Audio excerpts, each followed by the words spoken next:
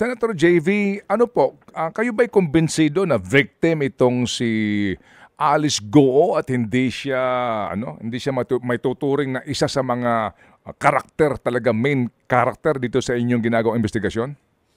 Well, hindi naman sa naniniwala akong biktima siya, pero naniniwala ako na isa siyang pawn o hindi siya yung mastermind, no? Dahil itong ganitong kalaking operasyon, ito yung International Crime Syndicate. Sa palagay ko siya po isa sa mga ginamit, no, instrumento para dito sa krimen na mga related sa Pogo. So kaya nga po na nagulat din ako kahapon, Manong Ted, DJ Chacha, na pumayag siyang mag-executive session para daw sabihin niya kung sino po yung mga nasa likuran nito. At hopefully itong mga susunod pang, dahil mabilis na po yung kahapon, icebreaker lang, hopefully ikikwento daw niya kasi she will try to recall kasi medyo pa siyang aligaga pa ngayon dahil bugbog sarado na rin sa Kongreso, sa Senado. So she will try to recall at nangako po siya na sasabihin po niya yung mga nalalaman niya. Opo,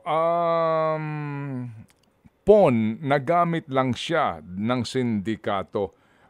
Pero sa ngayon ho ba, sa lahat ng mga napakinggan po ninyo at ilang mga informasyon na inyo nakalap, pwede ho bang sabihin na nagamit lamang siya o talagang mulat sa pulpa lang, alam niya na mali ang ginagawa niya at siya ay hindi lang kasangkapan, kung hindi, kasabwat talaga nitong mga promotor nito?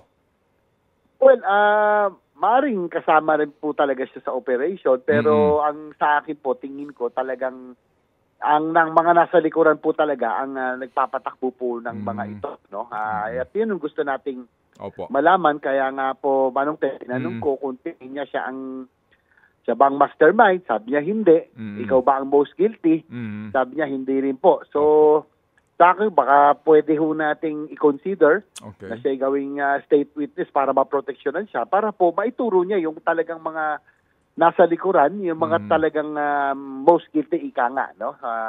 Pero i-appreciate pa natin yan. Tignan ho natin kung ano po magiging takbo nitong executive session.